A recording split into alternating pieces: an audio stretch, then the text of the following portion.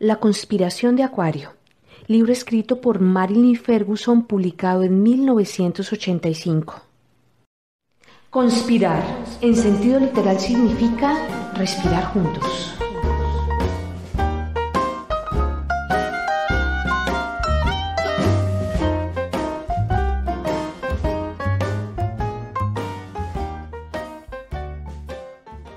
Tres. La transformación. Cerebros en cambio, mentes en cambio. Es necesario, por lo tanto, es posible. O. A. Borghese. En El país del plano, cuento popular de la época victoriana, los personajes son formas geométricas diversas que viven en un mundo exclusivamente bidimensional. Al comienzo de la historia, el narrador, un cuadrado de mediana edad, tiene un sueño inquietante en el cual visita un reino unidimensional, el país de la línea, cuyos habitantes solo pueden moverse de un punto a otro. Con creciente frustración intenta explicar quién es él, una línea de líneas, proveniente de un país en el que se puede uno mover, no solo de punto en punto, sino también de lado a lado. Los habitantes del país de la línea, enfadados, están a punto de atacarle cuando se despierta. Un poco más tarde, aquel mismo día, intenta ayudar a su nieto, un pequeño hexágono, en sus estudios. El nieto sugiere la posibilidad de una tercera dimensión, un reino en el que habría arriba y abajo además de un lado y otro. El cuadrado tacha esta idea de estúpida e inimaginable. Aquella misma noche el cuadrado tiene un encuentro extraordinario, decisivo para su vida, recibe la visita de un habitante del país del espacio, el reino de las tres dimensiones. Al principio, el cuadrado se siente simplemente confundido por su visitante, un extraño círculo que parece cambiar de tamaño, e incluso desaparecer. El visitante se presenta a sí mismo como una esfera. Parecía cambiar de tamaño y desaparecer, tan solo porque estaba acercándose al cuadrado en el espacio y descendiendo al mismo tiempo. Dándose cuenta de que solo con argumentos no podría llegar a convencer al cuadrado de la existencia de la tercera dimensión, la esfera, exasperada, le introduce en una experiencia de profundidad. El cuadrado queda fuertemente conmocionado. Tenía una sensación confusa y mareante en la visión, era algo distinto que ver, veía una línea que no era una línea, y un espacio que no era espacio. Yo era y no era yo mismo al mismo tiempo. Cuando pude recobrar la voz, lancé un grito de agonía. Esto es la locura o el infierno. No es ninguna de las dos cosas, replicó serenamente la voz de la esfera. Es conocimiento. Son las tres dimensiones. Abre tus ojos una vez más, y trata de mirar con tranquilidad. Tras haber tenido esa experiencia intuitiva de la tercera dimensión, el cuadrado se convierte en su apóstol, intentando convencer a sus conciudadanos del país del plano de que el espacio es algo más que una noción propia solo de los matemáticos. A causa de su insistencia, es finalmente encarcelado en beneficio público. Cada año, en lo sucesivo, el sumo sacerdote del país del plano, el círculo jefe, acude a tantearle para comprobar si ha recobrado su sano juicio, pero el cuadrado continúa insistiendo testarudamente en que hay una tercera dimensión. No puede olvidarlo, aunque no es capaz de explicarlo. Constituye un saber común el hecho de que los momentos trascendentales solo pueden ser experimentados, no comunicados. El Tao que puede describirse no es el Tao. Después de todo, la comunicación se apoya necesariamente en un terreno común. Se puede describir el color violeta a alguien que conoce el rojo y el azul, pero no se puede describir el color rojo a quien nunca lo ha visto. El rojo es elemental e irreductible. Como tampoco se podría describir, en el mismo supuesto, lo salado, lo arenoso, la luz. En las experiencias que a veces se describen vagamente como trascendentes, transpersonales, espirituales, alteradas, no ordinarias. O como experiencias cumbre, hay aspectos sensoriales irreductibles. Esas sensaciones de luminosidad, de conexión, de amor, de atemporalidad, de pérdida de límites se ven complicadas en paradojas que vuelven aún más confuso todo intento de descripción lógica. Como decía el infortunado cuadrado, al tratar de describir la tercera dimensión, veía una línea que no era una línea.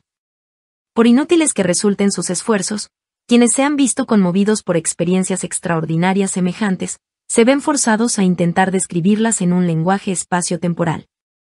Y así, pueden decir que sintieron algo que era elevado o profundo, que era como un borde o como un abismo, un país lejano, una frontera, una tierra de nadie. El tiempo puede parecerles transcurrir más deprisa o más despacio. Sus descubrimientos, no obstante, como recordados, extraños y, sin embargo, familiares.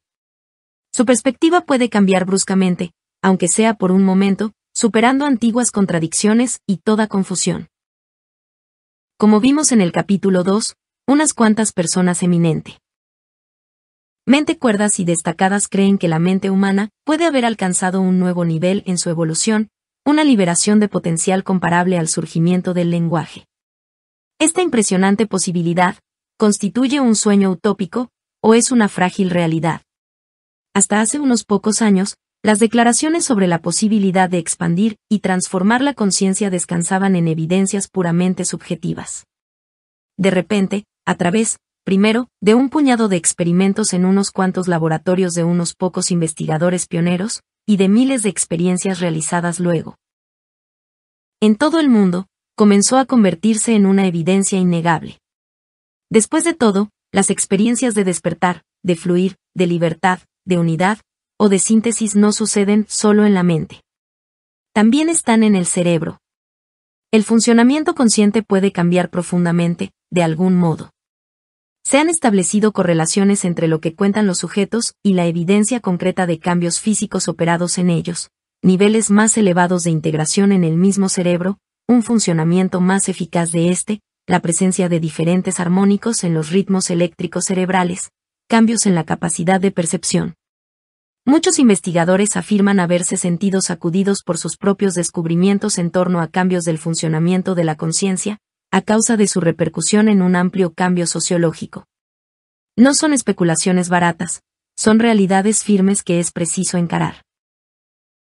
Sería preciso añadir otro libro, más bien una biblioteca, si pretendiera cubrir de forma completa el tema que tratan este y el próximo capítulo, la evidencia del cambio que se está operando, los detonadores, los instrumentos y los hallazgos de la transformación personal, y las experiencias de la gente que, aquí y ahora, están pasando por ese proceso. En cualquier supuesto, la transformación de la conciencia no es tanto algo que deba ser estudiado, cuanto experimentado.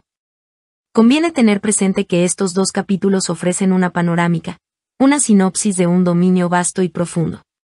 Servirán a su propósito en la medida en que consigan aportar una vislumbre de los sentimientos y las percepciones intuitivas que conlleva el proceso transformativo, en la medida en que consigan conectar aquí o allá con algo de la vida del lector. Nos detendremos a examinar los cambios operados en la mente, en el cerebro, en el cuerpo, o en la orientación vital.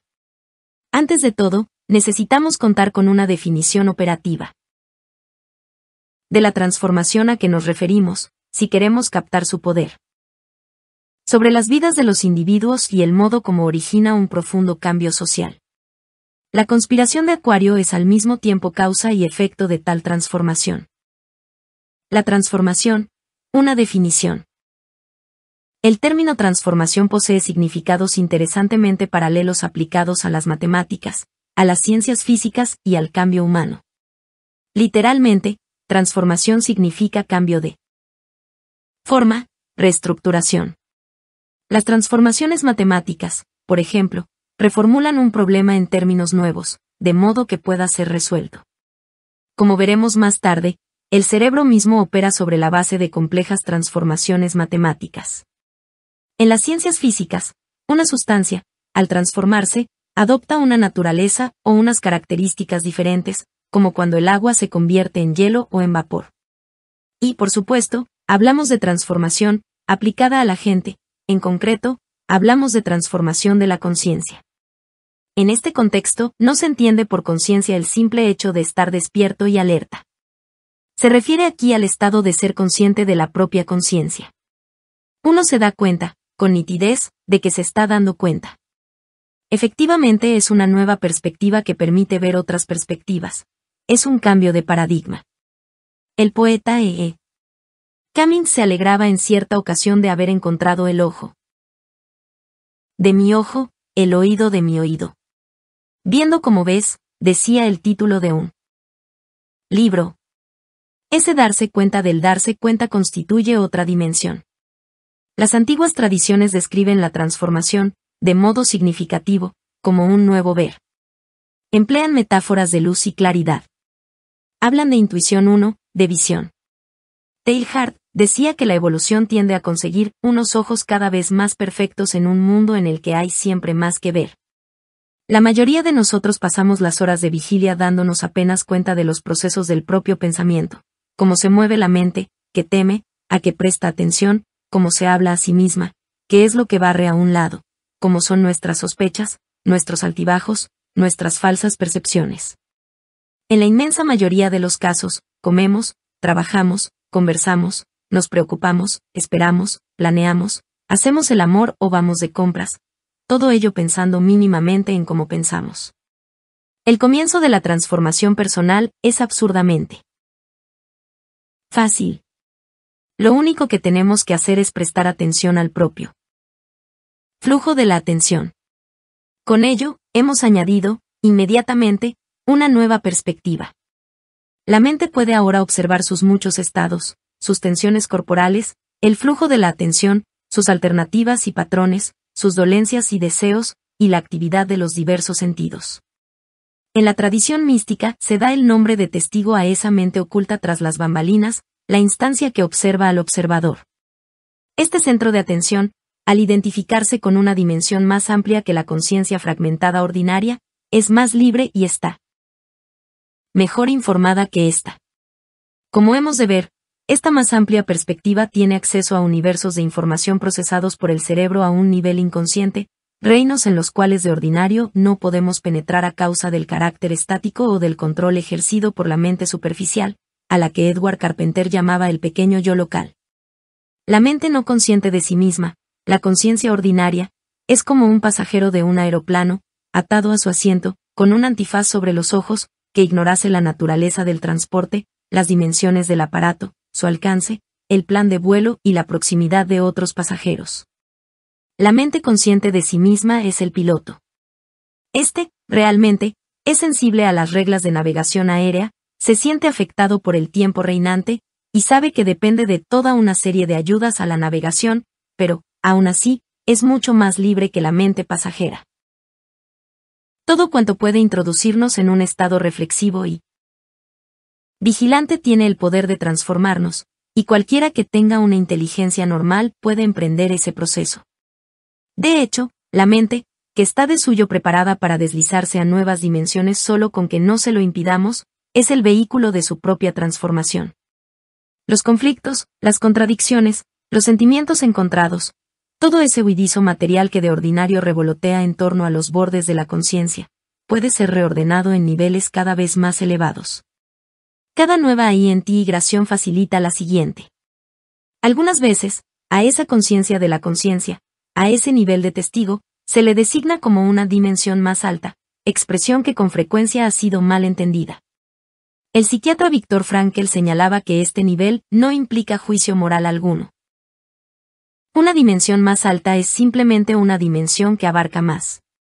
Si tomamos, por ejemplo, un cuadrado bidimensional, y lo extendemos en sentido vertical hasta convertirlo en un cubo tridimensional, podemos entonces decir que el cuadrado está incluido en el cubo. Entre los distintos niveles de la verdad no puede haber una mutua exclusión, ni una verdadera contradicción, ya que lo más alto incluye lo más bajo. En el país del plano, el cuadrado intentaba explicar su realidad a los habitantes del país de la línea como una línea de líneas. Más tarde la esfera se describía a sí misma como un círculo de círculos. El proceso transformativo, como veremos, una vez que comienza es geométrico. En este sentido, la cuarta dimensión consiste justamente en eso, en ver las otras tres con ojos nuevos. La evolución consciente. La idea de que el hombre tiene a su disposición un amplio abanico de alternativas de conciencia es apenas nueva. En el amanecer del Renacimiento, Pico della Mirandola escribía: en cuanto a hacedor y moldeados de ti mismo, puedes revestirte a ti mismo, con todo honor y libertad de elección, de cualquier forma que puedas desear. Tendrás el poder de encarnarte en las formas de vida más inferiores, como son las de los brutos. Y tendrás el poder, en virtud del discernimiento de tu propio espíritu, de renacer en las formas más elevadas. Entonces, como ahora, los filósofos discutían acerca de si la naturaleza humana es buena o mala. Hoy día la ciencia, en todas las disciplinas, nos ofrece una alternativa distinta. El cerebro y el comportamiento humano son de una plasticidad casi increíble. Es cierto que estamos acondicionados para sentirnos miedosos y hostiles y para ponernos a la defensiva. Pero tenemos también capacidad de trascendencia en circunstancias extraordinarias. Quienes creen en la posibilidad de un cambio social inminente, no son optimistas con respecto a la naturaleza humana, confían más bien en el proceso transformativo en cuanto tal. Habiendo experimentado algún cambio positivo en sus propias vidas, más libertad, sentimientos de afinidad y de unidad, mayor creatividad, mayor capacidad para controlar el estrés, sensibilidad para captar el sentido de las cosas, admiten que otros pueden cambiar también. Y creen que si un número suficiente de individuos llega a descubrir nuevas posibilidades en sí mismos, acabarán formando de manera natural una conspiración para crear un mundo propicio a la imaginación, el crecimiento y la cooperación humanas. Esta probada plasticidad del cerebro y de la conciencia humanos brinda la posibilidad de que la evolución individual pueda conducir a la evolución colectiva. Cuando un individuo ha desarrollado una capacidad nueva, la existencia de ésta se hace de pronto evidente a los demás, quienes pueden así intentar a su vez desarrollarla. Ciertas culturas, por ejemplo, desarrollan un consumado dominio de determinadas habilidades, artes o deportes. Incluso nuestras habilidades naturales tienen necesidad de ser fortalecidas. Los seres humanos no aprenden a andar o a hablar de forma espontánea. Los niños a los que se mantiene todo el día en su cuna en las instituciones, sin otra cosa que hacer que mirar al techo, aprenden a andar y a hablar muy tarde, si es que alguna vez llegan a hacerlo. Estas capacidades, para desarrollarse correctamente, necesitan ser liberadas a través de una interacción con otros seres humanos y con el entorno. Solo podemos saber lo que el cerebro es capaz de hacer si se lo demandamos. El repertorio genético de cualquier especie incluye un número casi infinito de potencialidades, mayor de lo que puede permitir cualquier único entorno o la duración de una única vida. Tal como explicaba un especialista en genética, es como si todos tuviéramos un gran piano en nuestro interior, pero solamente unos pocos aprenden a tocarlo.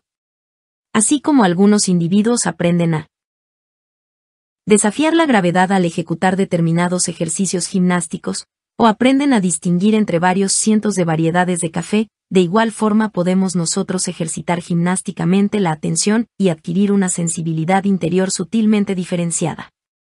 Hace milenios la humanidad descubrió que podía jugar con el cerebro para inducir en él cambios profundos de conciencia.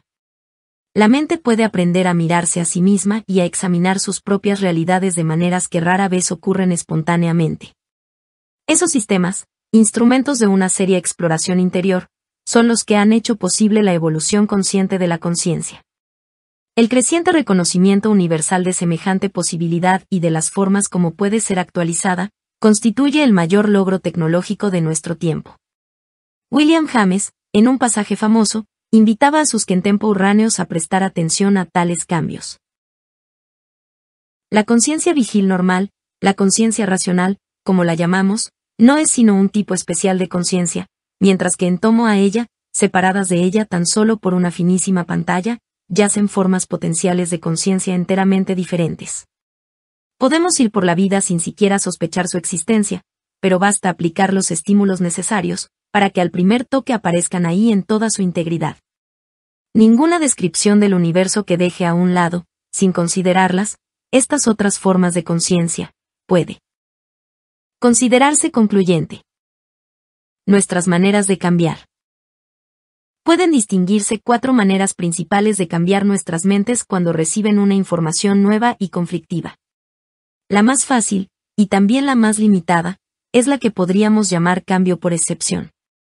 El antiguo sistema de creencias permanece intacto, pero nos autoriza a admitir un puñado de anomalías, lo mismo que un antiguo paradigma tolera la presencia de un cierto número de fenómenos extraños en sus zonas fronterizas, antes de que estalle su marco dando paso a un nuevo paradigma más amplio y satisfactorio. Un individuo que se encuentra en esta situación de cambio por excepción puede sentir disgusto por todos los miembros de un determinado grupo, con la excepción de uno o dos. Puede considerar que los fenómenos psíquicos son una estupidez, y seguir creyendo sin embargo que los sueños de su tía abuela siempre resultaban verdaderos. Esos casos son descartados como la excepción que confirma la regla, en vez de considerarlos como excepciones que desautorizan la norma. El cambio paulatino sucede poco a poco, sin que el individuo se dé cuenta de haber cambiado. Está también el cambio pendular, el abandono de un sistema cerrado, considerado como cierto, sustituyéndolo por otro al que se aferra con la misma fuerza. El halcón se convierte en paloma, el religioso acendrado se vuelve ateo, la persona descuidada se hace meticulosa, y viceversa, a su vez. El cambio pendular peca, al no integrar lo bueno de lo viejo, y al no discriminar el valor de lo nuevo con respecto a sus afirmaciones excesivas. El cambio pendular rechaza la propia experiencia anterior, pasando de un medio saber a otro. El cambio por excepción, el cambio paulatino y el cambio pendular separan a las puertas de la transformación. El cerebro no puede procesar una información conflictiva, a menos que sea capaz de integrarla. Un simple ejemplo: si el cerebro es incapaz de fundir en una sola imagen la doble visión, acabará por ignorar las señales provenientes de uno de los ojos. Las células visuales del cerebro correspondientes a ese ojo acabarán por atrofiarse, causando la ceguera del mismo. De igual forma, el cerebro, al elegir entre visiones conflictivas, reprime toda información que no encaje con sus creencias dominantes. A menos, por supuesto, que sea capaz de armonizar esas ideas en una síntesis poderosa. Eso es el cambio de paradigma, la transformación. Esa es la cuarta dimensión que supone el cambio, la nueva perspectiva, la percepción intuitiva que permite integrar la información en una nueva forma o estructura. Los cambios de paradigma depuran e integran. Los cambios de paradigma intentan curar del engaño del o bien, o del esto o lo otro. En muchos sentidos, se trata de un cambio de lo más provocativo, por lo que supone de renuncia a toda certeza. Es capaz de tolerar diferentes interpretaciones desde perspectivas diferentes en diferentes ocasiones. El cambio por excepción afirma: yo tengo razón, salvo. El cambio paulatino dice: yo casi tenía razón, pero ahora tengo razón. El cambio pendular sostiene: antes estaba equivocado, pero ahora tengo razón. El cambio de paradigma dice: antes tenía razón en parte, y ahora tengo razón en un parte algo mayor. En el cambio de paradigma, nos damos cuenta de que nuestras anteriores concepciones eran solo una parte del cuadro, y que lo que ahora sabemos es solo una parte de lo que sabremos más adelante. El cambio ha dejado de ser amenazador.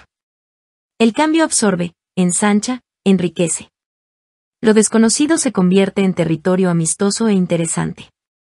Cada toma de conciencia ensancha el camino, facilitando la etapa siguiente del viaje, la siguiente abertura. También el cambio mismo cambia, exactamente como en la naturaleza la evolución evoluciona de los procesos simples a los complejos. Todo suceso nuevo altera la naturaleza de los que luego seguirán, como sucede en el interés compuesto. El cambio de paradigma no es un simple efecto lineal, como los 10 pequeños indiecitos de la canción de cuna, que van desapareciendo uno a uno.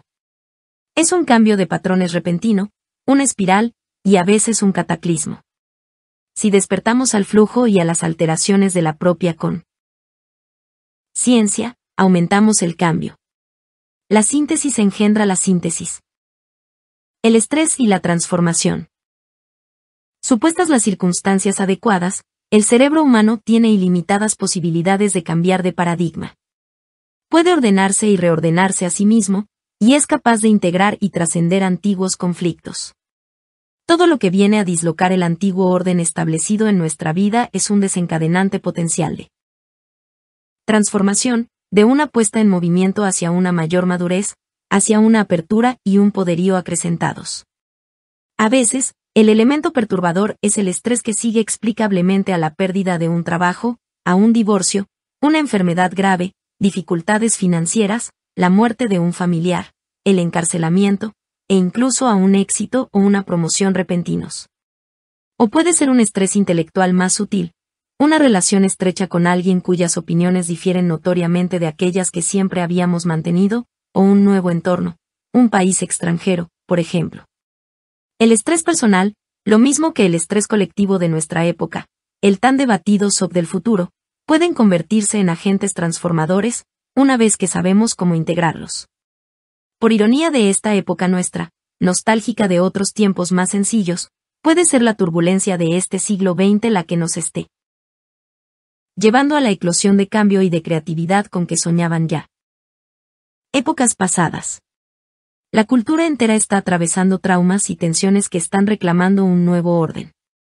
El psiquiatra Frederick Flack, al poner de relieve esta circunstancia histórica, citaba al novelista Samuel Butler, que en The Way of All Flesh decía, en ciertas vidas tranquilas, en las que suceden pocas cosas, los cambios internos y externos son tan pequeños que los procesos de fusión y acomodación requieren poco o ningún esfuerzo.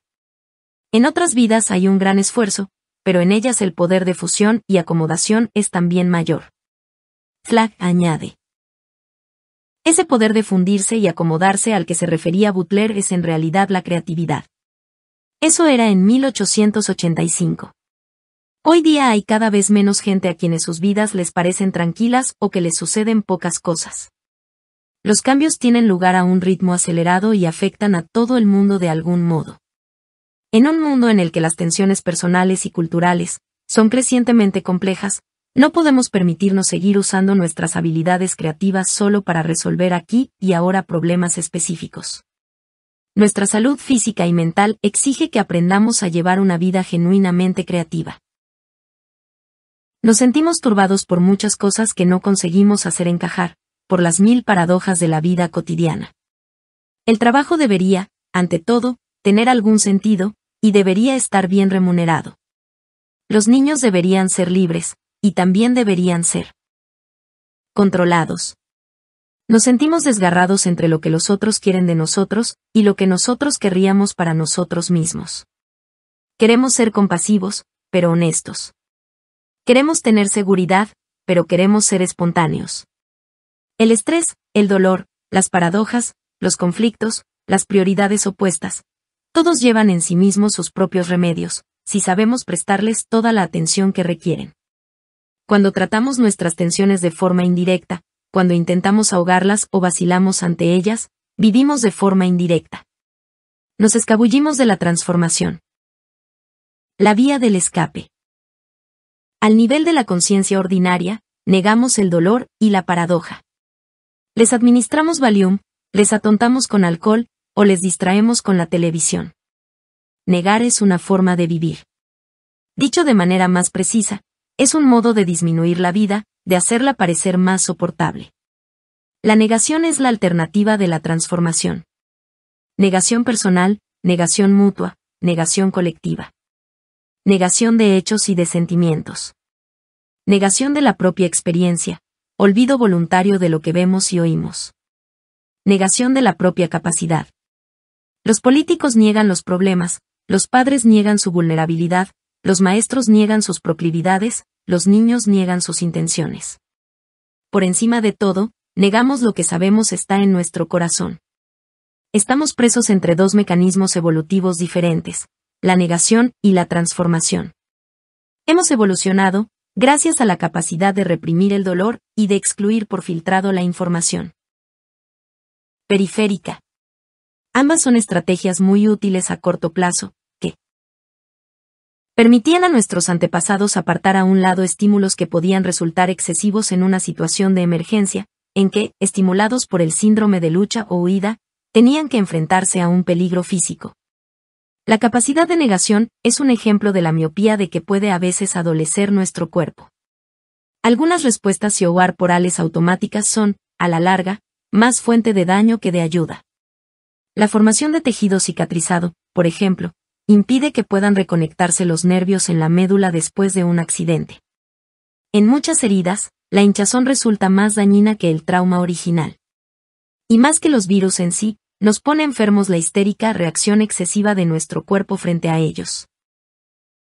La capacidad que tenemos para bloquear la propia experiencia constituye una vía muerta evolutiva. En vez de experimentar y transformar el dolor, el conflicto y el miedo, solemos desviarlos o suavizarlos movidos por una especie de hipnosis involuntaria. A lo largo de la vida, se van acumulando dosis crecientes de estrés. Al no darle salida, la conciencia se estrecha. La claridad se estruja hasta quedar convertida en un delgado rayo de luz salido de un proyector. Perdemos la vívida percepción de los colores, la sensibilidad a los sonidos, la visión periférica, la sensibilidad hacia los otros y la intensidad emocional. El espectro de la conciencia se estrecha cada vez más. La verdadera alienación de nuestro tiempo no es con respecto a la sociedad, sino con respecto al propio ser. ¿Quién puede saber dónde empieza? Tal vez en nuestros primeros años, cuando un adulto, con toda amabilidad, trató de distraernos con un chiste o con un dulce de la rosadura que acabábamos de hacernos en una rodilla. Ciertamente la cultura no favorece el hábito de experimentar a fondo las propias experiencias. Pero quizá la negación habría hecho su aparición en cualquier caso, dada la habilidad que tenemos para enmascarar todo aquello que nos duele, a una costa de una disminución de la conciencia. Escapar es una solución a corto plazo, como la aspirina. El escape se decanta en favor de una sorda molestia crónica, en vez de una breve y aguda confrontación. Su coste es la flexibilidad. Toda la amplia gama de movimiento de la conciencia entra en espasmo, igual que un brazo o una pierna contraídos por efecto de un dolor crónico.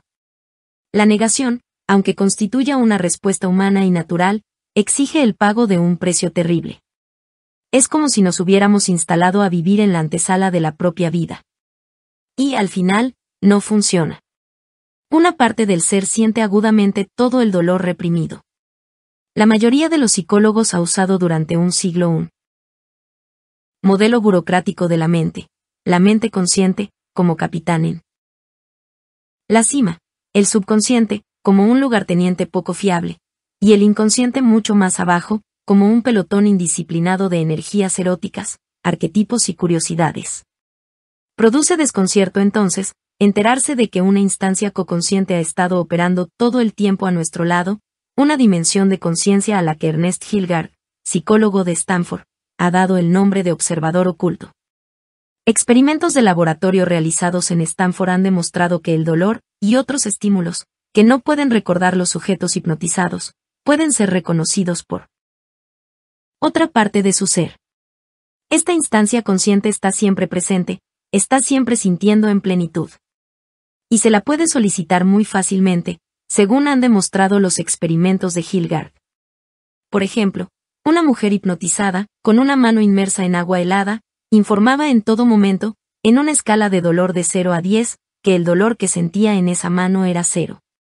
Pero la otra mano, provista de lápiz y papel, iba informando del aumento de la sensación de dolor. 0, 2, 4, 7. Otros sujetos daban informes verbales contradictorios, dependiendo de a qué yo se dirigía el hipnotizador.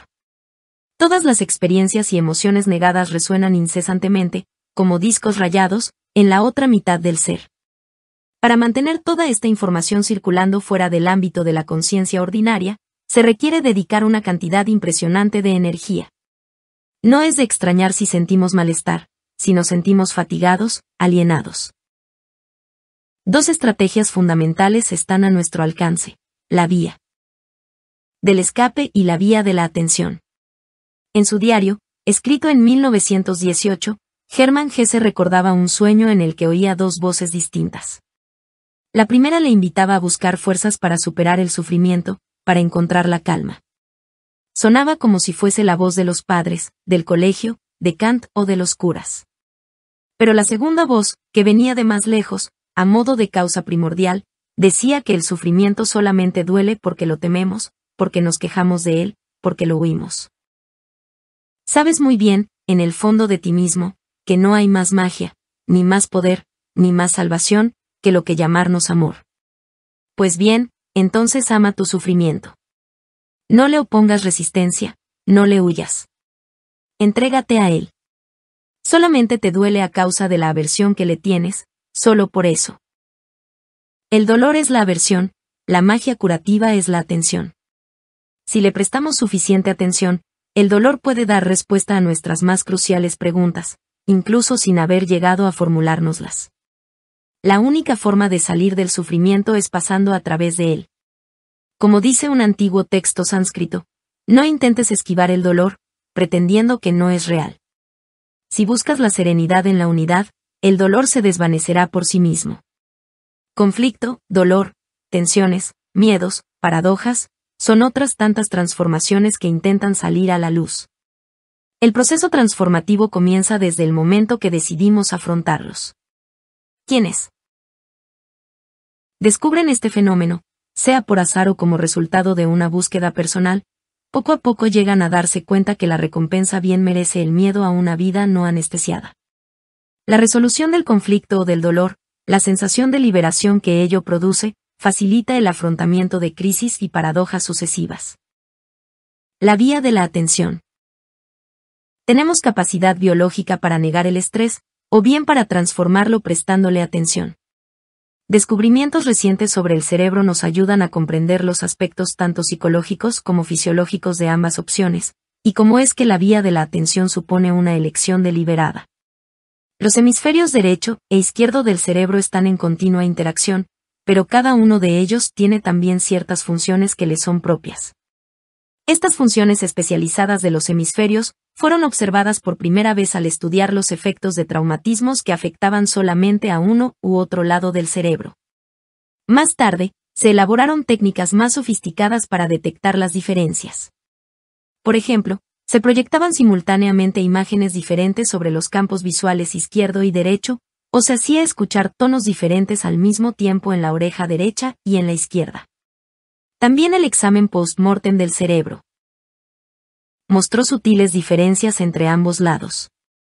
Asimismo, la investigación ha encontrado que determinadas células cerebrales que producen ciertas sustancias químicas están más concentradas en un lado del cerebro que en el otro. Los hemisferios pueden operar de forma independiente, como dos centros separados de conciencia. Durante los años 60 y 70, esto pudo comprobarse dramáticamente en los 25 pacientes que en todo el mundo sufrieron una intervención quirúrgica de división cerebral como medio de tratamiento de la epilepsia severa. La operación consistía en seccionar las conexiones entre ambos hemisferios, con la esperanza de confinar los ataques a un único lado. Tras recobrarse de la operación, los sujetos con el cerebro dividido, que parecían estar bastante normales, eran sometidos a una serie de tests para determinar si había o no en ellos una dualidad de experiencias conscientes, y para observar las distintas funciones de cada hemisferio. ¿Qué tareas podía realizar cada una de estas mitades del ser? ¿Qué tipo de experiencias serían capaces de describir? De hecho, los pacientes con el cerebro seccionado dieron pruebas de poseer dos mentes, capaces de funcionar con independencia mutua. A veces, la mano izquierda no sabía, literalmente, lo que hacía la mano derecha. Por ejemplo, un paciente al que se ha dividido el cerebro es incapaz de decir al experimentador el nombre de un objeto que solo es conocido por el hemisferio derecho, que es mudo 2. El sujeto afirma no saber de qué objeto se trata, aunque su mano izquierda, controlada por el lado derecho del cerebro, puede localizarlo entre un montón de objetos situados fuera del alcance visual.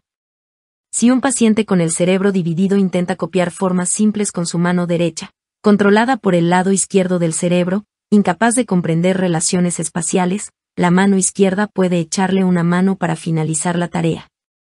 Tenemos tendencia a identificar el yo con el cerebro verbal izquierdo y con sus operaciones, es decir, con la parte de nosotros mismos que es capaz de hablar de sus experiencias y analizarlas. El control del discurso hablado corresponde esencialmente al hemisferio izquierdo. También le corresponde sumar, restar, relacionar, medir, compartimentalizar, organizar, nombrar, clasificar, y consultar el reloj. El hemisferio derecho, aunque tiene escaso control sobre los mecanismos del lenguaje, es capaz de entenderlo de algún modo, y es además el encargado de investirlo de inflexiones emocionales. Cuando resulta dañada una cierta porción del hemisferio derecho, el lenguaje se vuelve monocorde y descolorido. El hemisferio derecho es más musical y sexual que el izquierdo. Piensa en imágenes, ve conjuntos, detecta pautas y patrones. Acusa el dolor con más intensidad que el izquierdo.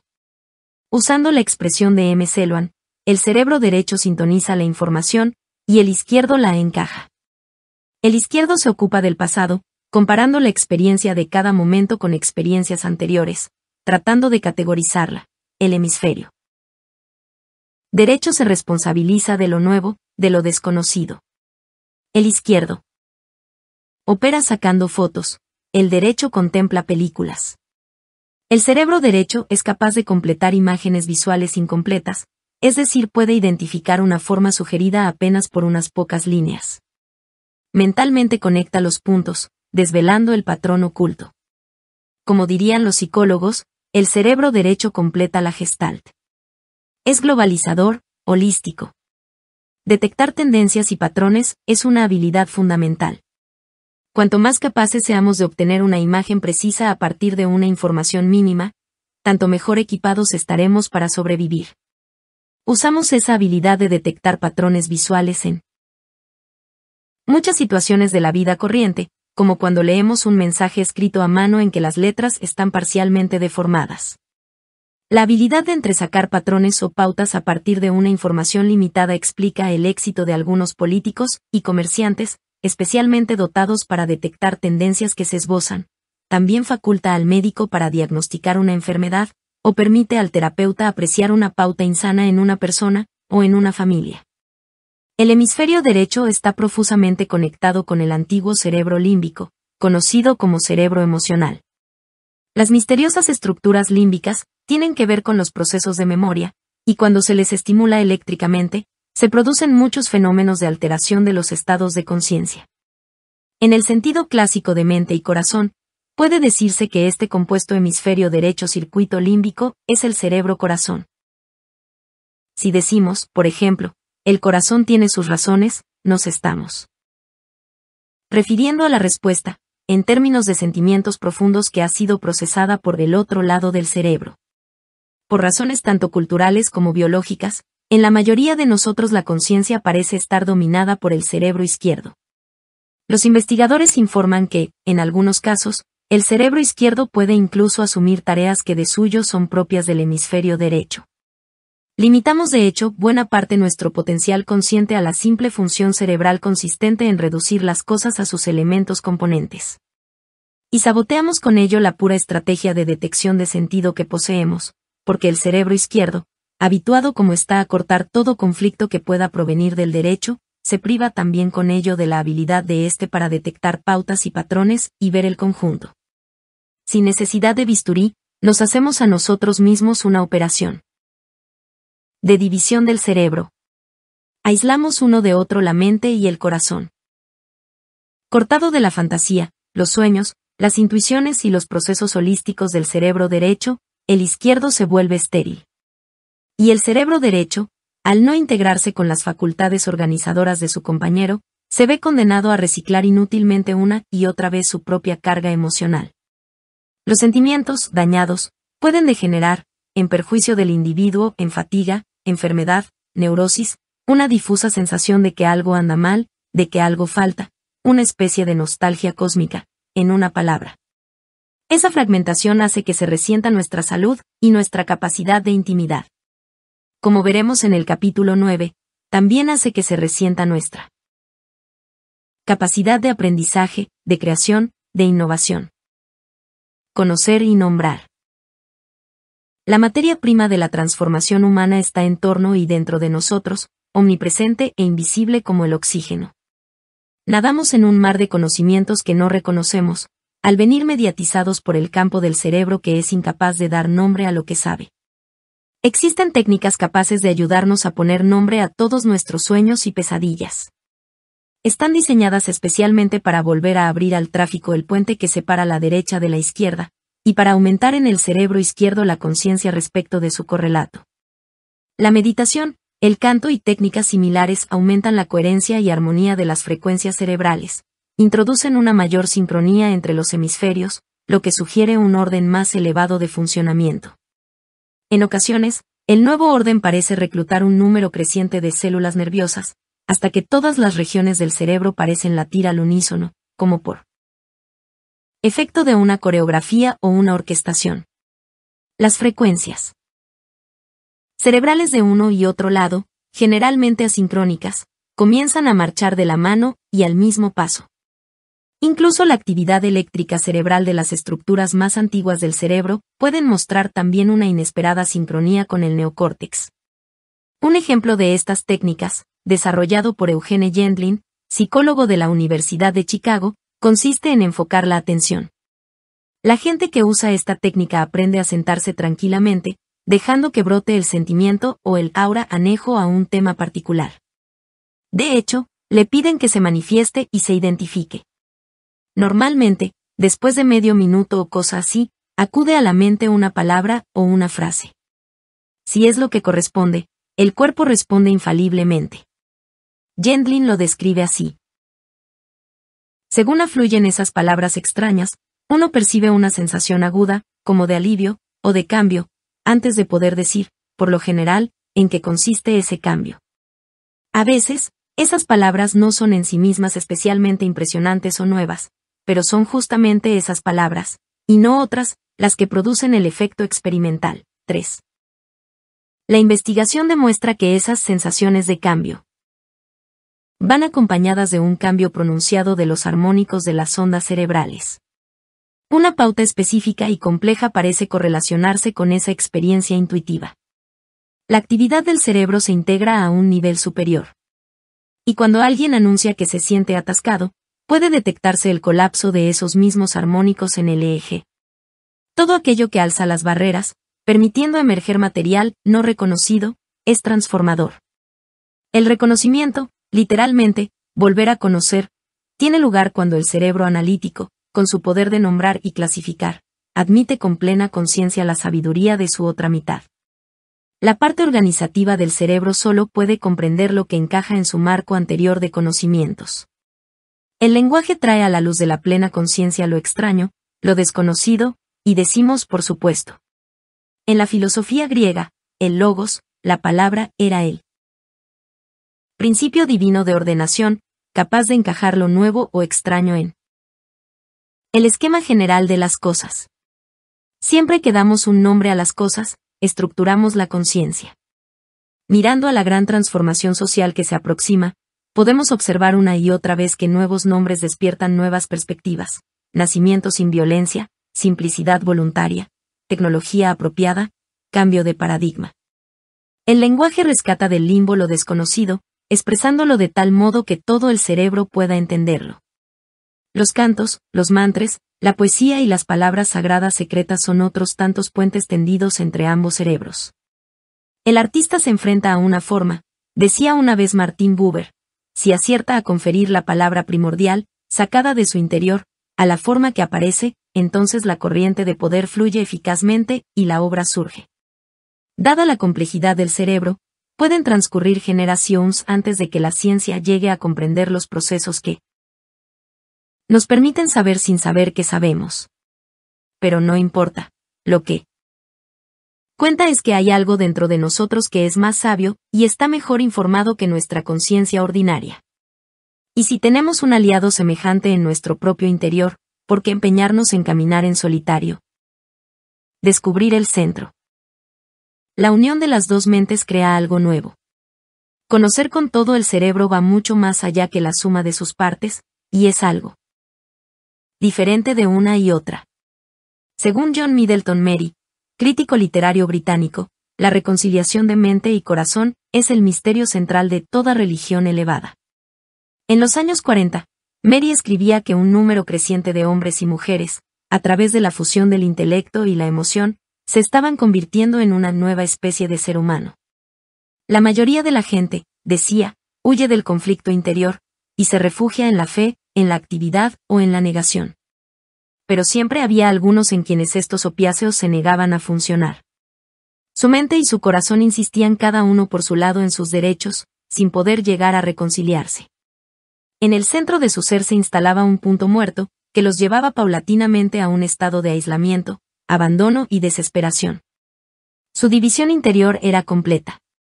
Surgía entonces, de esa división extremada y absoluta, una repentina unidad, que creaba en ellos una nueva especie de conciencia. La mente y el corazón, hasta entonces enemigos irreconciliables, quedaban unidas en el alma, que podía amar cuanto conocía. La división interior quedaba curada. Mary llamaba alma a este nuevo saber. 4. A través de los siglos, los relatos de experiencias trascendentes lo describen a menudo como un centro misterioso, como penetrar en un reino central y desconocido.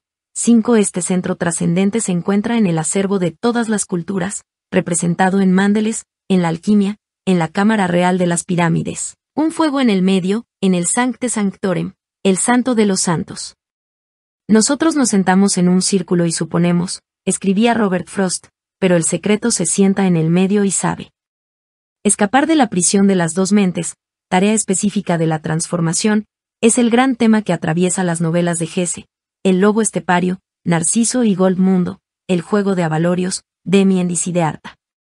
En 1921 confesaba su esperanza de que la ola de espiritualidad proveniente de la India pudiera aportar a la cultura occidental un correctivo refrescante emanado del polo opuesto. Los europeos, desdichados en medio de un clima intelectual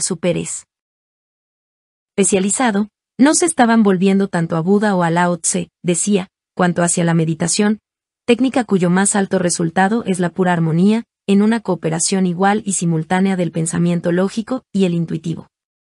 Mientras Oriente contempla el bosque, Occidente se dedica a contar los árboles.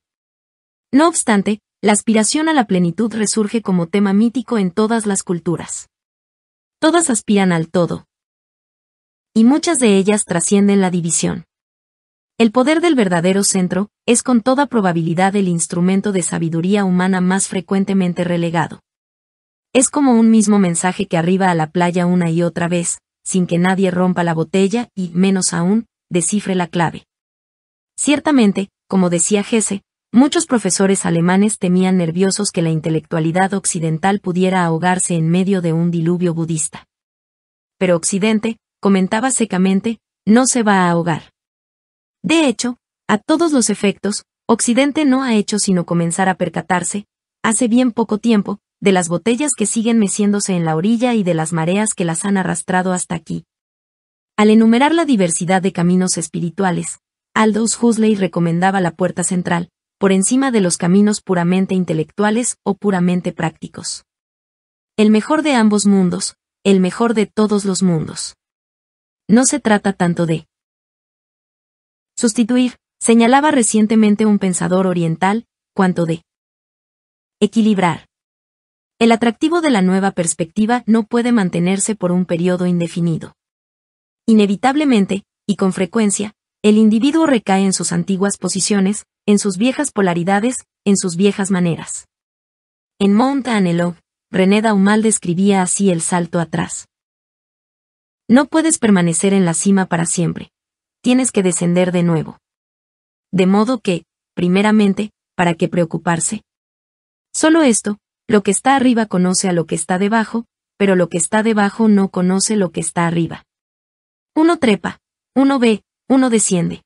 Uno ya no ve, pero uno ha visto. Existe el arte de orientarse en las regiones bajas con el recuerdo de lo que uno vio allá arriba. Cuando uno ya no puede ver, puede uno al menos todavía saber. Como veremos en el próximo capítulo, vivimos de lo que hemos visto. 1. Intuere, en latín, significa mirar, ver. En inglés, insight, sight significa vista. N del T. 2. Estas funciones están invertidas en mucha gente, particularmente en muchos zurdos. Es decir, el lenguaje reside en el hemisferio derecho más que en el izquierdo, la comprensión espacial en el izquierdo con más frecuencia que en el derecho, etc. 3. Un ejemplo de sensación de cambio. Sales de viaje con esa sensación molesta y conocida de que estás olvidando algo. Sentado en el avión, te pones a repasar las posibilidades. Puede que te acuerdes de algo que realmente has olvidado, pero no se produce la sensación de alivio. Tú sabes que no es eso. Cuando lo que es acude a la mente, hay un súbito reconocimiento, un cambio tangible, la certeza de que era eso lo que te estaba inquietando. 4. Nikos Kazantzakis hablaba de armonizar y modular las dos fuerzas opuestas del cerebro. Desde una cumbre trascendente, decía, puede contemplarse la batalla del cerebro, necesitamos situar cada una de las células del cerebro, porque ahí es donde Dios está encarcelado, tratando, intentando, martilleando para abrir una puerta en la fortaleza de la materia. 5. Charles Lindbergh, al describir una experiencia mística extraordinaria que tuvo durante su famoso vuelo, decía que se sentía cogido en el campo gravitacional formado por dos planetas.